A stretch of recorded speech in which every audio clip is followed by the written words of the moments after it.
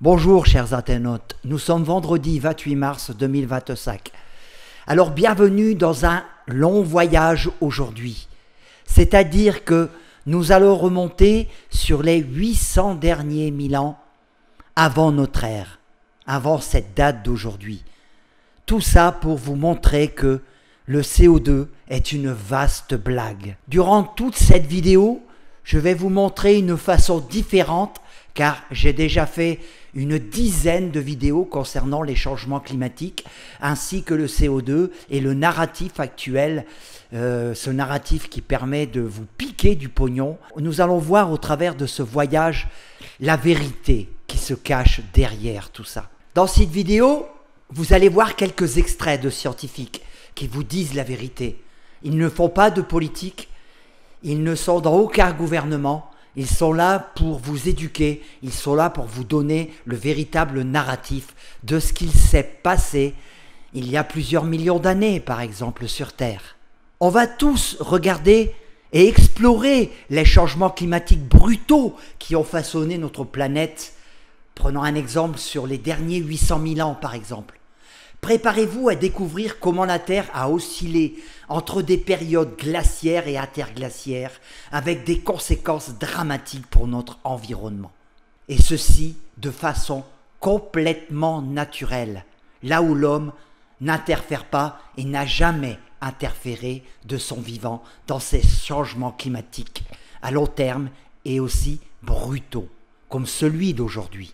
Pour commencer cette vidéo, que je n'ai pas préparée du tout, parce que sur le changement climatique, j'en connais tellement un rayon que je n'ai pas besoin de préparatifs, je n'ai pas besoin de faire un montage de vidéo. D'ailleurs, vous le sentez dans mon narratif, parfois c'est un peu hésitant sur ce que je vais dire, parce que dans la tête j'ai 1000 choses qui me ressortent, donc il faut que je fasse le tri en une fraction de seconde devant mon micro pour sortir ce que j'ai à vous dire. Ce qui est le cas parfois dans la confusion, mais c'est pas grave, ça fait partie du narratif réel, qui n'est pas trafiqué. Nous allons donc parler des cycles glaciaires interglaciaires, car on ne parle pas en réalité de réchauffement climatique, comme je vous ai déjà dit à maintes fois. Nous parlons d'ère glaciaire, mais surtout de périodes interglaciaire. Interglaciaire qui veut dire pour le narratif politique menteur réchauffement climatique. Mais en réalité, les scientifiques n'appellent pas ça réchauffement climatique, ils appellent ça un interglaciaire. Donc, au cours de ces 800 derniers 1000 ans, la Terre a connu des cycles répétitifs de périodes glaciaires et interglaciaires. Ces cycles sont principalement influencés par les variations de l'orbite terrestre qui modifient l'ensoleillement reçu par notre planète. Sur d'autres vidéos, j'en ai beaucoup parlé, des cycles de Milankovitch. Ce n'est pas le but de cette vidéo. Je pense que peut-être je vais remettre certaines vidéos sur les changements climatiques que j'ai fait auparavant et que j'ai retirées parce qu'on m'en a censuré beaucoup sur YouTube. D'ailleurs, je vous affiche à l'écran la variation de la température moyenne de la Terre déduite du thermomètre isotopique depuis les derniers 800 000 ans.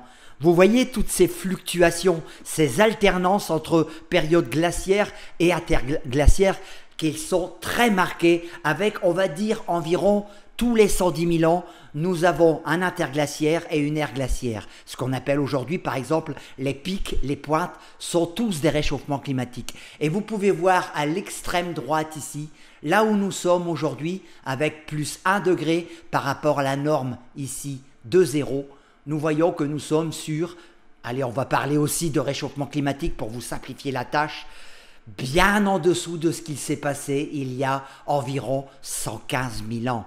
Vous voyez qu'il y a 115 000 ans, quel était, par exemple, le climat sur Terre? Eh bien, sur les pôles, il n'y avait plus de glace. Au pôle Sud, quasiment plus rien. Au pôle Nord, il n'y avait plus rien. Nous avons donc retrouvé, sur ce qu'il y avait de terre, des fossilisations de palmiers.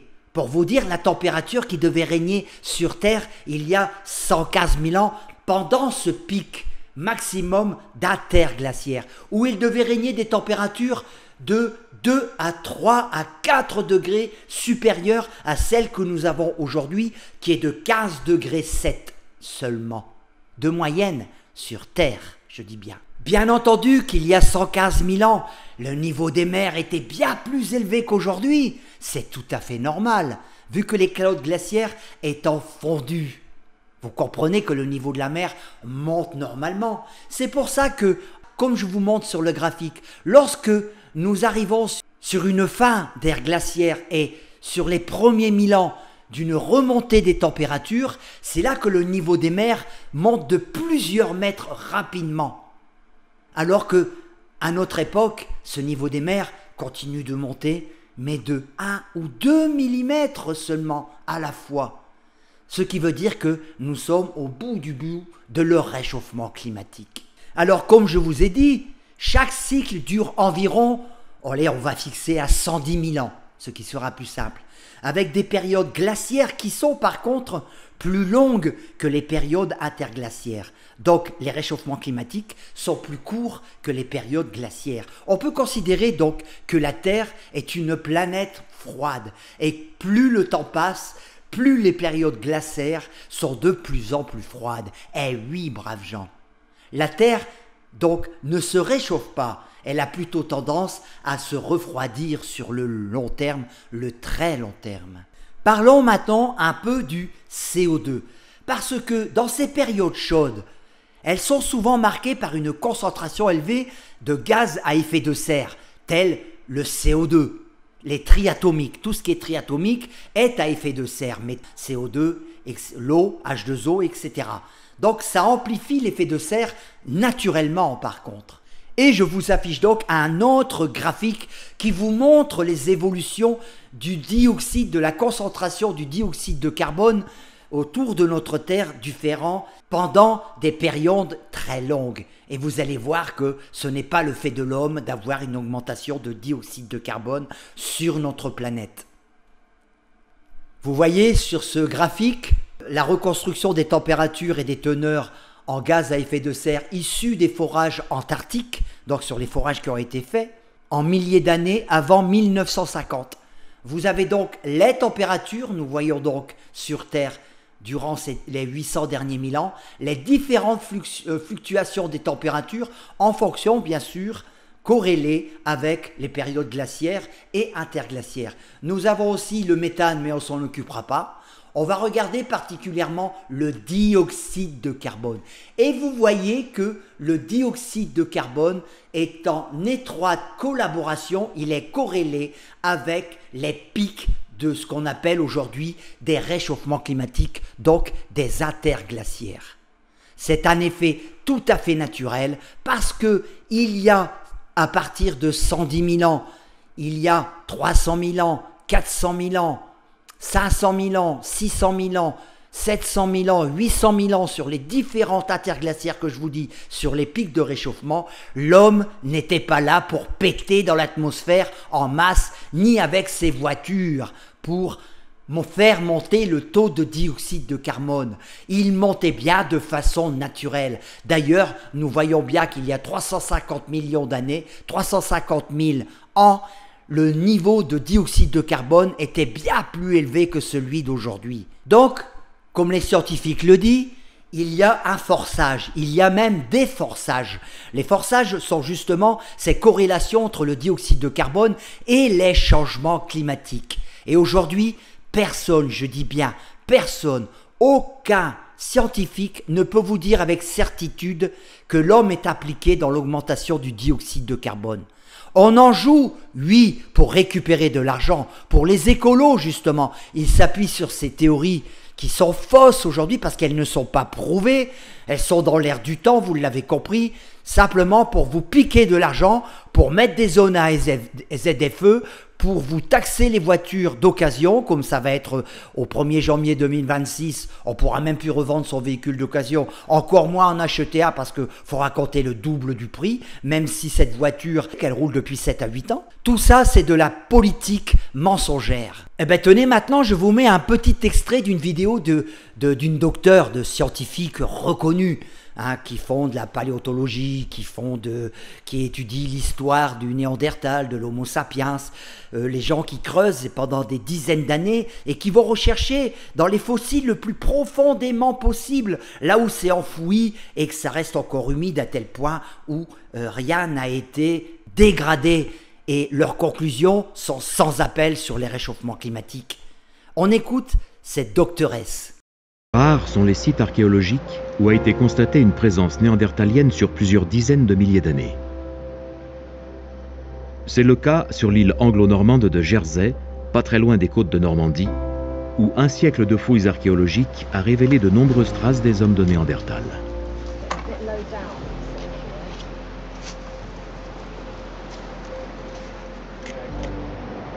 Le docteur Becky Scott, préhistorienne et archéologue, spécialiste du comportement des hommes de Néandertal, a consacré de longues recherches au site néandertalien de la côte de Saint-Brelade, sur l'île de Jersey.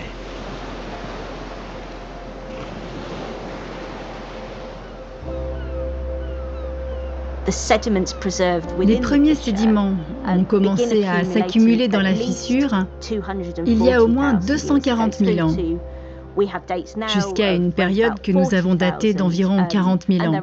Et il y a des sédiments encore plus récents. C'est-à-dire qu'on a un enregistrement de toute cette période.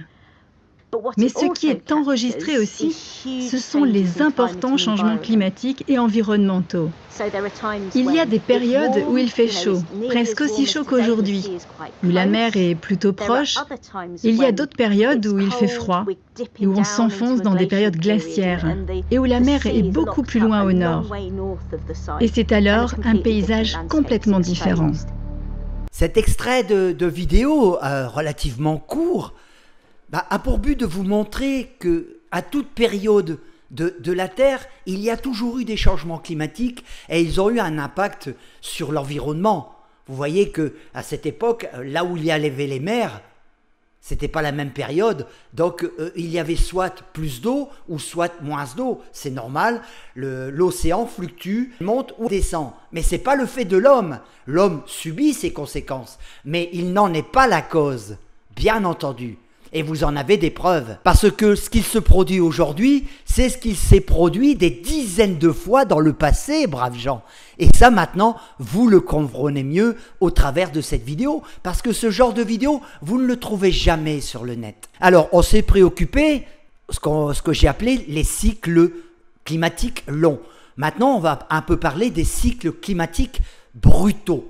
Car ça se produit beaucoup sur Terre. Sur d'autres vidéos, j'ai parlé des phénomènes d'Heinrich, par exemple, que nous, on pourrait connaître en Europe, c'est-à-dire que nous subissons le réchauffement d'un courant qui s'appelle le Gulf Stream, qui réchauffe nos côtes et qui ne nous donne pas les températures identiques à celles du Canada. Nous sommes à la même hauteur que le Canada. Donc, par conséquent, on devrait avoir des hivers autour de moins à moins 25 à chaque fois. Nous ne l'avons pas grâce au Gulf Stream et sur un phénomène d'Heinrich qui s'est produit déjà des dizaines de fois et qui va encore se produire. Le prochain, on l'estime au maximum d'ici 50 ans. Probablement qu'il est déjà en train de se commencer, ce phénomène d'Heinrich. Donc, il va nous donner nous propulser dans un climat beaucoup plus froid et ça pourra durer environ, un phénomène d'Heinrich dure environ une centaine d'années sur Terre. D'ailleurs, on incrimine beaucoup le petit âge glaciaire, hein, à l'époque de Louis XIV, où il y a les famines, il y a eu énormément de morts, qu'il y a eu une vague de froid, qui a eu un peu une simulation de ce phénomène d'Heinrich à cette époque. Par exemple, un phénomène d'Heinrich, c'est un changement climatique brutal. Alors, un phénomène assez important, il y en a eu un, il y a environ, il y a 8200 ans. Cet événement a vu un refroidissement rapide du climat en raison d'une perturbation de la circulation océanique. Donc, c'est un phénomène d'Heinrich. Alors, ces événements rapides et brutaux nous montrent à quel point le climat il peut être instable et sujet à des changements très rapides. Comme par exemple ce petit réchauffement climatique où, au lieu de se plaindre, on devrait être heureux d'être dans un réchauffement climatique. Car on peut siroter des cocktails à la terrasse des bars quasiment jusqu'en hiver, en tous les cas dans ma région, le sud-est. Alors on se demande, à la prochaine ère glaciaire, où on pourrait loger les 8 milliards d'habitants. Là, ça va être un problème. d'ici quelques milliers d'années. Tout ce qu'on peut dire au narratif que nous entendons actuellement, c'est que les changements climatiques brutaux ont toujours été une partie intégrante de notre histoire, de l'histoire de notre planète. C'est-à-dire que comprendre ces sigles et ces événements nous aide à mieux appréhender les défis climatiques actuels et futurs, mais chose qui n'est pas faite. C'est ça le problème. Normalement, on devrait appréhender le prochain phénomène d'Heinrich. C'est-à-dire, par exemple, au lieu de séparer les maisons les unes des autres de 20 à 50 mètres dans les villes, on devrait justement les rapprocher parce que lors du prochain événement d'Heinrich, là où il fera des températures extrêmement froides, plus les maisons seront séparées dans les villes, plus il fera froid, plus il y aura de courants dans les villes qui seront glaciales. C'est un exemple, un tout petit exemple de la préparation qu'on pourrait faire, par exemple, dans l'immobilier. En conclusion, grâce au carotage des pôles, ces carottes de glace, elles sont des archives exceptionnelles pour étudier l'évolution passée du climat et celle de la composition de notre atmosphère, comme nous avons vu avec le méthane, avec le dioxyde de carbone, avec l'oxygène, etc. Et ce sont des données réelles qu'on peut s'appuyer dessus et on voit qu'elles fluctuent en fonction des moments, des milliers d'années, des millions d'années sur Terre. Elles ont toujours été, elles seront toujours. C'est à l'homme à s'adapter. Ce n'est pas nous qui les produisons. Nous en sommes victimes, ça oui, c'est certain, quoique avec une température de 15,7 comme actuellement sur Terre, ce réchauffement climatique qui monte progressivement et qui bien sûr, on est probablement au bout du bout de ce réchauffement climatique et qui ne serait tardé, parce que lorsqu'on de s'arrêter et de repartir vers une ère glaciaire graduellement au fil des milliers d'années, on le voit oui qu'on est vers la fin, parce qu'on voit que le niveau des mers est en train de se stopper, vu que l'augmentation du niveau des mers n'est que de quelques millimètres, alors qu'il y a des milliers d'années en arrière, il était de dizaines de centimètres à la fois et de mètres à la fois. Vous voyez? Alors heureusement qu'il y a les enregistrements climatiques issus de ces forages des plus anciens obtenus au Groenland et en Antarctique. Ils nous permettent de présenter l'état des connaissances concernant les cycles glaciaires-interglaciaires comme nous avons vu, des derniers 800 000 ans dans cet exemple, et les relations entre les variations lentes de l'orbite terrestre et la réponse complexe du système climatique, car c'est très compliqué parce que les scientifiques n'arrivent pas à s'accorder entre eux sur la réalité de ces changements climatiques. En tous les cas, on est tous d'accord pour dire qu'ils sont naturels et que ce n'est pas l'homme qui fait ces changements climatiques. Il subit les conséquences de ces changements climatiques, comme aujourd'hui. En tous les cas, aujourd'hui, on ne subit pas trop, parce que moi, je remercie les dieux, s'ils existent, de nous donner ce réchauffement climatique actuel, car je préfère vivre aujourd'hui à la terrasse d'un bar avec la température de 15 degrés 7 à siroter des cocktails sur les terrasses des bars, sur le sud-est, en plein hiver, alors que si c'était une ère glaciaire, je serais peut-être décédé de froid. Au revoir, braves gens. À méditer tout ce que j'ai dit.